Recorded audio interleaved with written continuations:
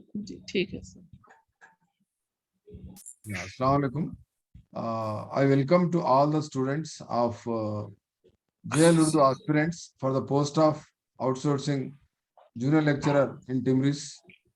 So मैं खैर मुकदम करता हूँ जो भी जितने भी स्टूडेंट्स इस सेशन में इस क्लास में ज्वाइन हुए हैं उनका मैं तहे दिल से इस्तकबाल करता हूँ। तो देखिए आप लोग जो कोर्स को जो यानी जो जॉब के लिए आप तैयारी कर रहे हैं उसका नाम है जूनियर लेक्चरर और ये पोस्ट है कौन सी किस्म का आप लेते हो आउटसोर्सिंग का है यानी रेगुलर पोस्ट तो नहीं है आउटसोर्सिंग का है अल्हम्दुलिल्लाह। फिलहाल बेकारी में यानी तो फिलहाल ये लॉकडाउन पेंडेमिक में ये भी एक रोजगार है आपके लिए बहुत एक अच्छा मौका है एक अच्छी नौकरी है एक अच्छा इदारे में काम कर रहा है। वो इदारे का नाम है टिमरिस। टिमरिस यानी Telangana minority residential education institute society. ये हैदराबाद में इसकी ऑफिस है। ये हमारे सेक्रेटरी साहब हैं और प्रेसिडेंट साहब हैं। सेक्रेटरी साहब शफीउल्लाह साहब है और प्रेसिडेंट ए के खान साहब है। और इसका एक विजन है एक मिशन है जो आप स्क्रीन पे देख सकते हैं या स्क्रीनशॉट लेकर रख ले सकते हैं। और टीचिंग जॉब जो होते हैं हमारे पास टीजीटी पीजीटी जेएल 3 किस्म के टीचिंग जॉब्स होते हैं हमारे पास टिमरिस में या दूसरे रेजिडेंशियल स्कूल में। एंड अगर आप टाइप्स ऑफ जॉब देखें तो रेगुलर है हमारे पास सीआरटी है आउटसोर्सिंग है गेस्ट फैकल्टी है। तो आप जो अप्लाई कर रहे हैं आउटसोर्सिंग का जॉब है। आप टाइप्स ऑफ स्कूल्स की अगर बात करें तो जनरल स्कूल्स है प्राइवेट स्कूल्स है कॉर्पोरेट स्कूल्स है और उसकी इसके अलावा रेजिडेंशियल स्कूल्स है नवोदय स्कूल्स है केजीबी स्कूल्स है। तो ये नवोदया केजीबी भी एक किस्म के रेजिडेंशियल स्कूल ही है अकामती मदरसे हैं जहाँ पर बच्चे 24 घंटे उस्ताद की निगरानी में रहते हैं। तो अब रही बात रेजिडेंशियल स्कूल्स के जो सोसाइटीज है तेलंगाना में एक 5 किस्म की सोसाइटीज है। एक ट्राइस है जिसको जनरल सोसाइटी कहा जाता है एक सोशल वेलफेयर है सबसे बड़ी सोसाइटी है। उसके बाद ट्राइबल वेलफेयर सोसाइटी है जिसमें 180 से ज्यादा स्कूल्स है। और सोशल वेलफेयर की जो सोसाइटी है नंबर 2 पे मैं जो बता रहा हूँ जिसमें जूनियर कॉलेजेस भी है और डिग्री कॉलेजेस भी है। उसके बाद चौथे नंबर पे टिमरिस जिसमें 204 स्कूल्स है तकरीबन 224 इदारे हैं यहाँ पर स्कूल्स और जूनियर कॉलेजेस मिला के। यहीं आप नौकरी करने वाले हैं अगर सिलेक्ट होते हैं तो। और उसके बाद फिर हमारे पास एक बीसी वेलफेयर सोसाइटी जिसका नाम Mahatma Jyotiba Phule backward Telangana backward class welfare residential education institute society बोल के 200 से जायद इनके इंस्टीट्यूट है। फर्स्ट रेजिडेंशियल स्कूल हमारे पास तेलंगाना में सरवेल में 1971 में कायम हुआ था।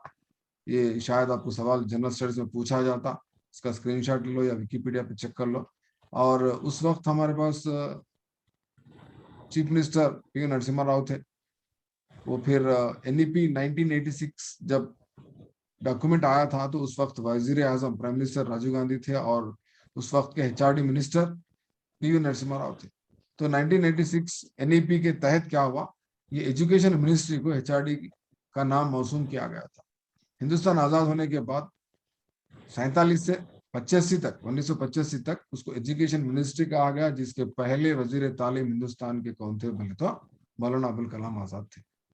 उसके बाद 85 में उसका नाम बदल दिया गया एनईपी 1986 के मुताबिक नई कौमी तालीमी पॉलिसी जो 1986 में राजीव गांधी के दौर में जब आई थी उस वक्त के एमएचआरडी मिनिस्टर पहले एमएचआरडी मिनिस्टर कौन थे बोले तो पी नरसिम्हा राव थे। एनईपी 1986 का डॉक्यूमेंट उन्होंने ही उसको वो मुसद्दे को उन्होंने ही तैयार किया था। आखिरी एचआरडी मिनिस्टर कौन थे बोलते रमेश पोखरियाल। रमेश पोखरियाल यानी हाल ही में स्मृति जुबिन ईरानी जब एचआरडी मिनिस्टर थे एनडीए गवर्नमेंट में उसके बाद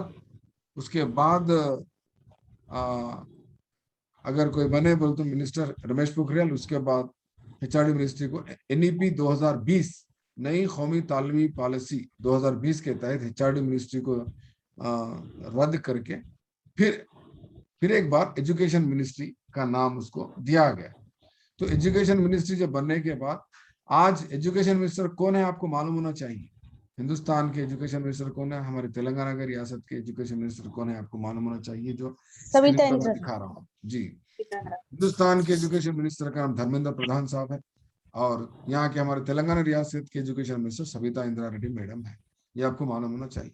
अब दूसरी बात रही टिमरिस के जो वैकेंसीज है इसमें वैकेंसीज क्या है देखिए आप 840 वैकेंसीज है तकरीबन अल्हम्दुलिल्लाह 111 टिमरिस जूनियर कॉलेजेस में आपका ये जूनियर लेक्चरर्स का इंतखाब होता है।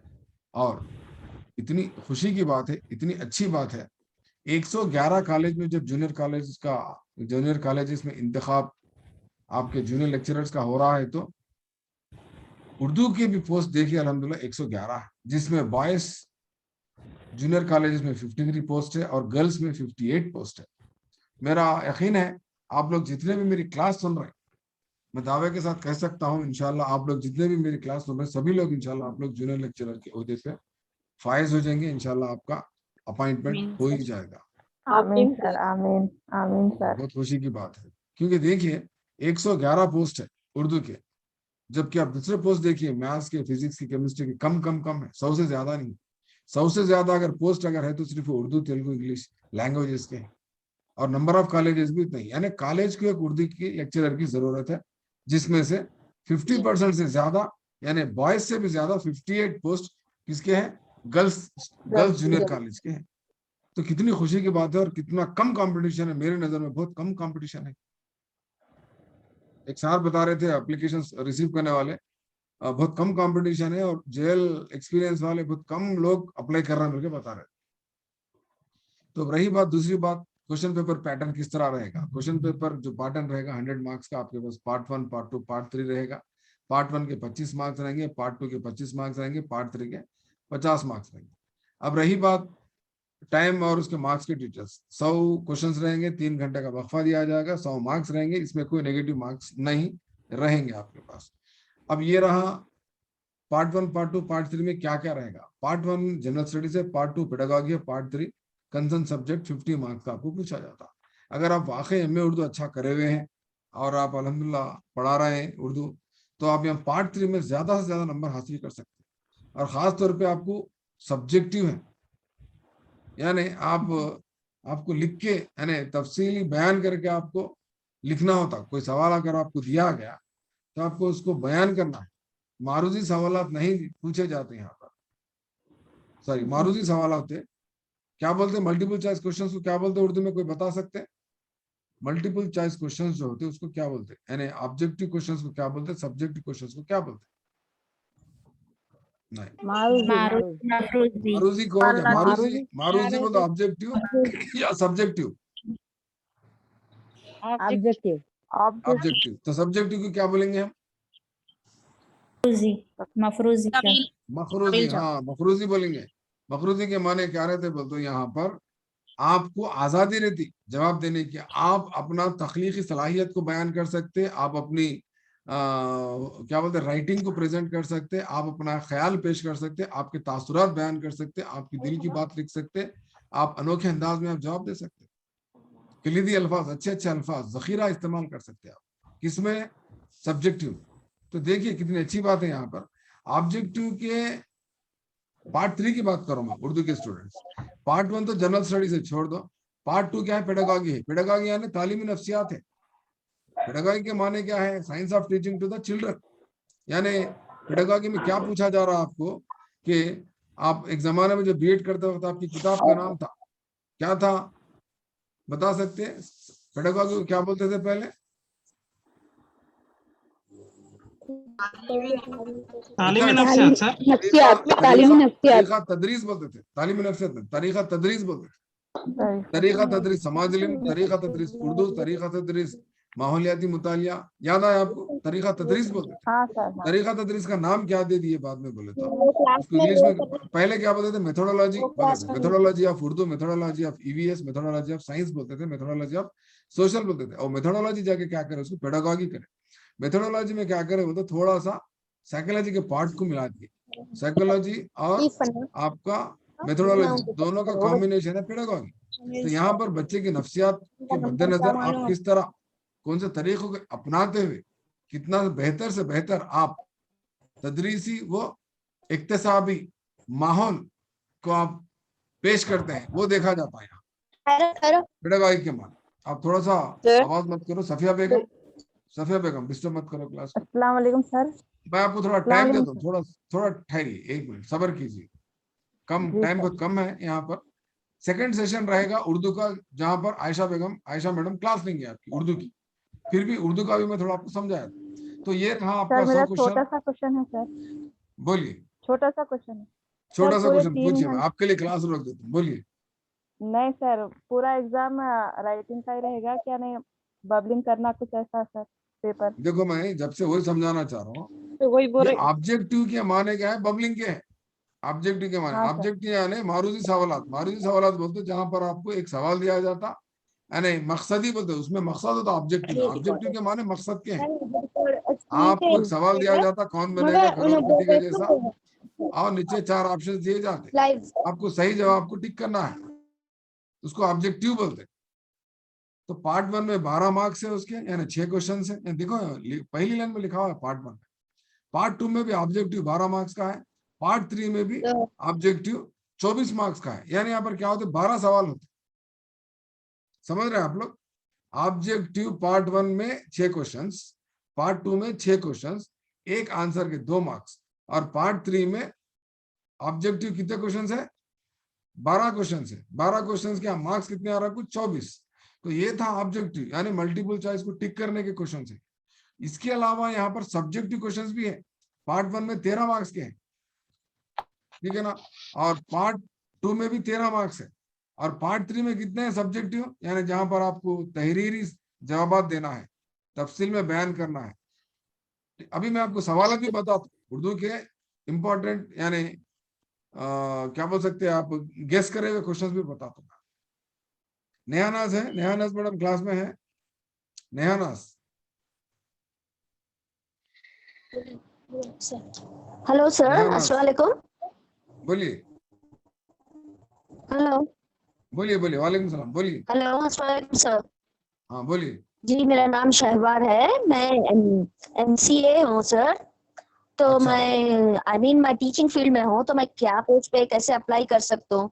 क्या अप्लाई नहीं कर सकते एलिजिबिलिटी, आप। मैं किस पोस्ट के आप लिए एलिजिबल हो सकती? नहीं नहीं नहीं, आप अप्लाई नहीं कर सकते, क्योंकि बीएड भी हूँ सर मैं। जो, ठीक है, पीजी होना है इसके लिए, और साथ ही साथ क्या होना है, 3 साल का एक्सपीरियंस होना है। और बदकिस्मती से क्या है बोल दो, आज लास्ट डेट थी, डेट हो गई, अब आप अप्लाई नहीं कर सकते। नेक्स्ट टाइम अप्लाई करना है।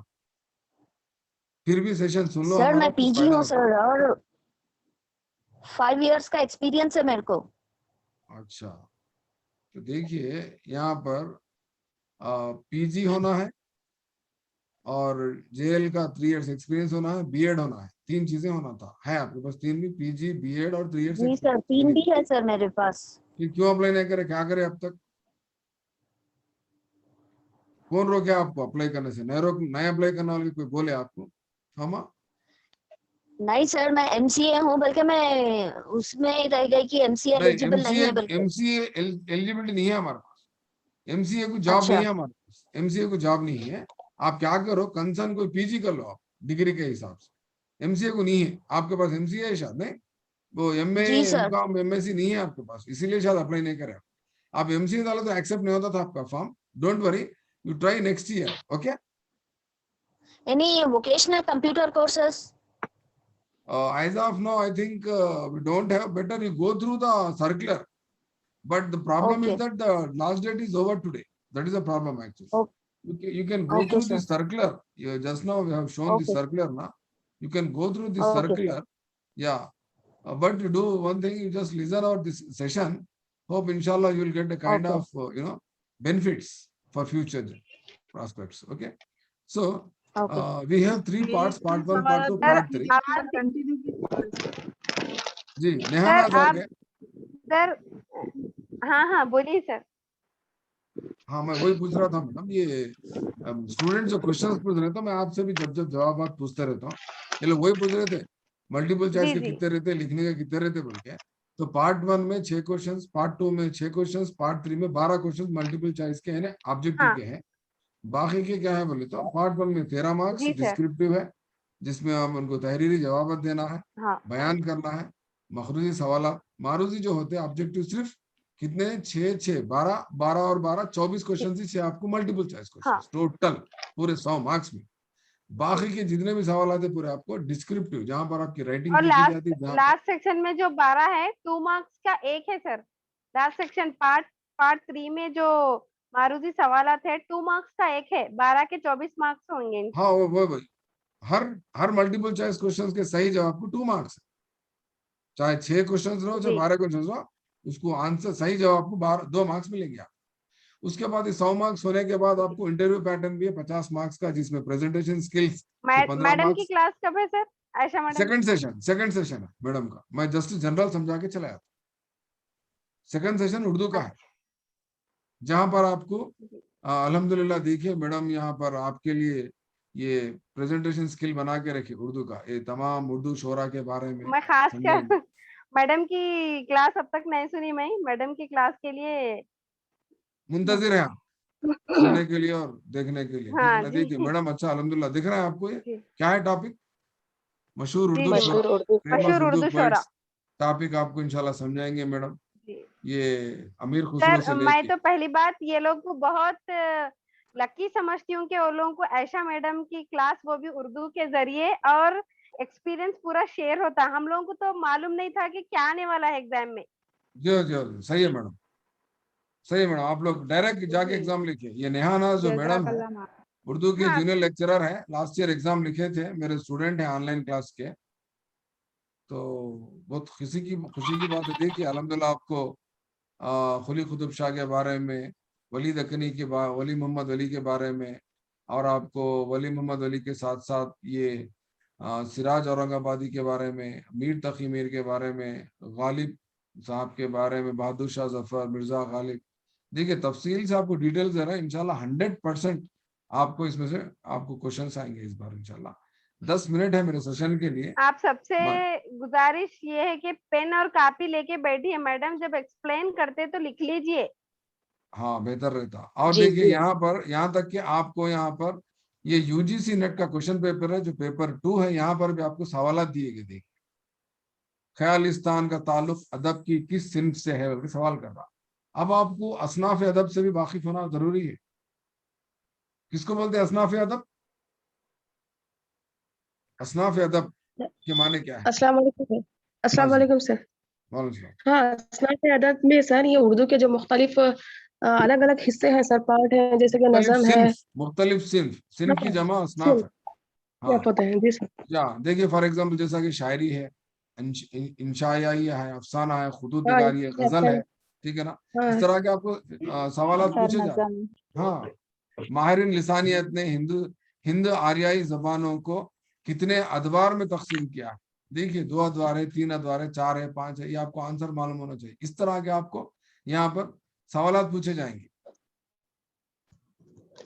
देखो कितने कितने अच्छे सवाल आते। तो ये है आपको मल्टीपल चॉइस क्वेश्चन। अगर हम बात करेंगे डिस्क्रिप्टिव क्वेश्चंस की, तो आप देख सकते हैं यहाँ एक सवाल है आपके सामने। एक यहाँ पर एक गजल या कोई आपको एक शेर के चंद जुमले दे के आपको सवाल ये पूछ रहा, ये इकबाल, ये इख्तिबास इख्तिलाफ। किस नज़म से माखूज है?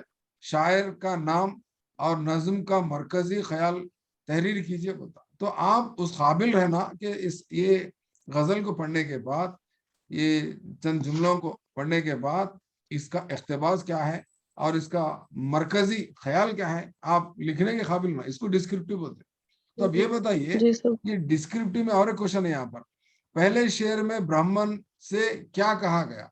ब्राह्मण क्या बोल रहा? देखो यहाँ पर, सच कह दूं अय ब्राह्मण, अगर तू बुरा ना माने, तेरे सनम खुदों के बुत हो गए पुराने। क्या बोला? जितने भी तुम्हारे बुत परस्त खुदा है पत्थर के, पूरे पुराने हो गए। पुरा आज नए नए हमारे पास खुदा आ गए, यानी नए नए मजहब आ गए, रिलीजियंस आ गए, ठीक है ना।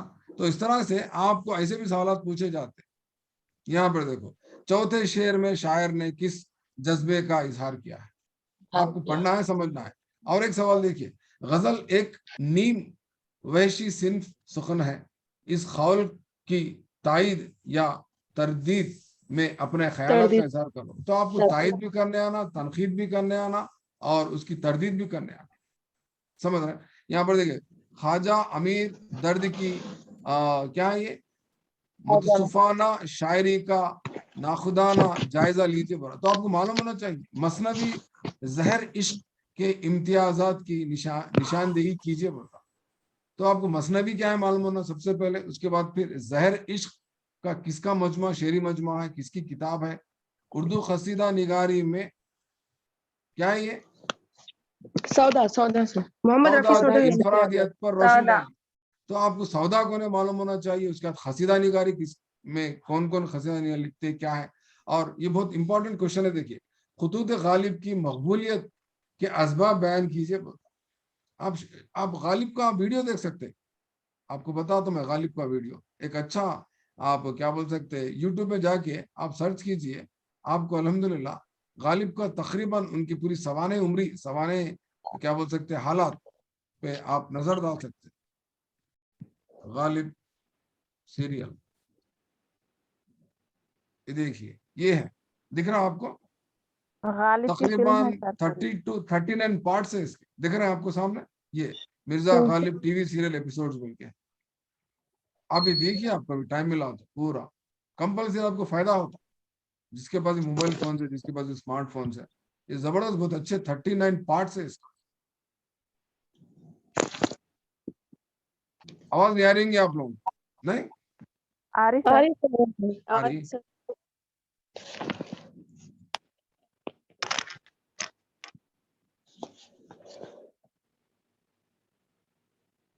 सुखनवर और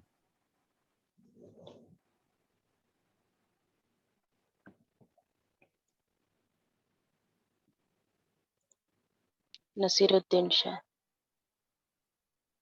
क्या है, बोलो आगे का जुमला। कहते हैं कि गालिब का अंदाज, ये बयां कुछ और। हाँ ये याद रहना आपको, कल एग्जाम में आ सकता, एक लाइन देता, सेकंड लाइन लिखो बोलता।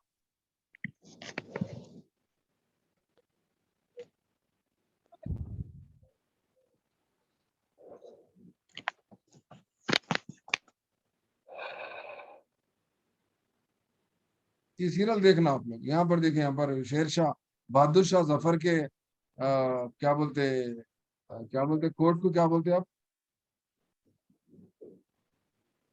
अदालत। सर। अदालत में होता, पहनने का क्या कोट बोलते हैं? सर। दरबार है सर। दरबार। दरबार। सर। कोर्ट, दरबार। अदालत अलग, अदालत में फैसले होते हाँ हैं। दरबार में यहाँ क्या हो रहा, एक मुशायरा हो रहा। यहाँ पर पूरे मुशायरा हो। मशहूर शोरा उस वक्त के, हम असर शोरा, गालिब के हम असर शोरा कौन कौन है मालूम होना चाहिए आपको। उनके उस्ताद कौन है, उनके शागिर्द कौन है। एक एक शायर का नाम बोलो, हम असर गालिब के हम असर शायर का एक नाम बोलो, मशहूर शायर जो बादशाह थे उस वक्त।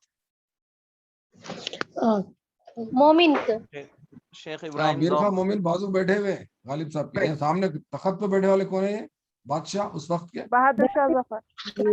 बहादुर शाह जफर। बहादुर शाह बहादुर जफर। शाह जफर। हाँ, जी।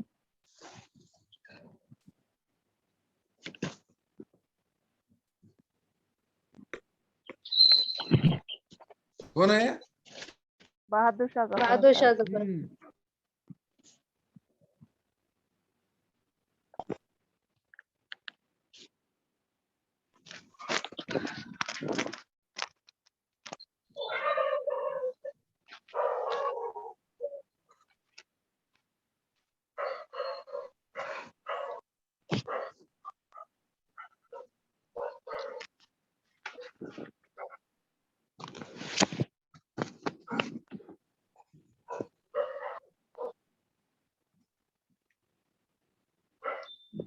ये मिर्जा गालिब का शेर है।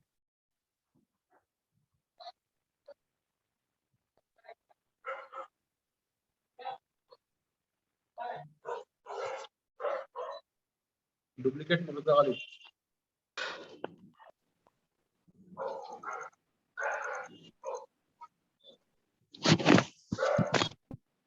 किसको भी समझ में नहीं आ रहा, वैसी उर्दू है उनकी, तो परेशान है। देखो सब परेशान है, किसी को समझ में नहीं आ रहा, उतनी फंसी उर्दू है तो साहब।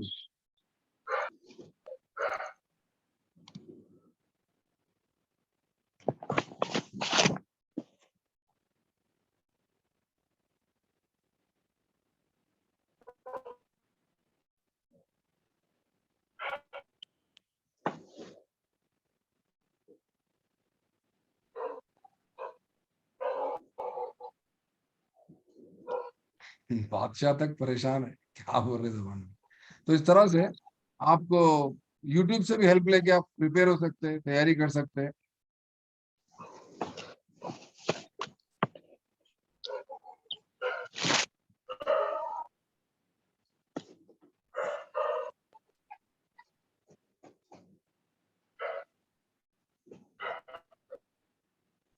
कौन है बहादुर शाह जफर के उस्ताद? शेख इब्राहिम ज़ौक़ साहब। ये लोग यहाँ बैठे हुए जौक, ये देखो ये जौक है, ये सामने जौक है। पत्ता पत्ता बूटा बूटा किसका है?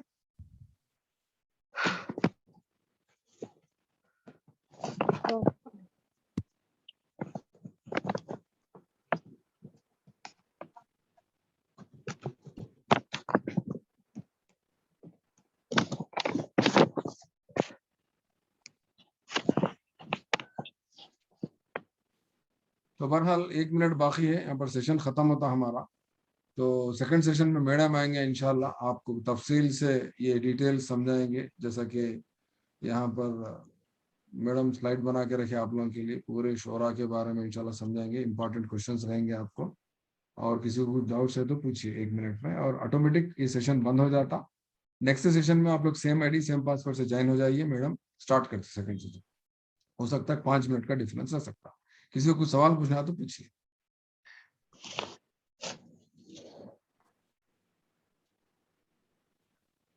यानी उर्दू में तैयारी करने के लिए बहुत सारी ये किताबें भी है। देखिए ये किताब है शऊर फन, इसका आप हैदराबाद चारमीनार दक्कन में जाके कहीं भी खरीद सकते, वहां पर चौक पे ये किताब मिल जाती है आपको, शऊर फन। डिस्क्रिप्टिव सब्जेक्टिव आंसर्स लिखने के लिए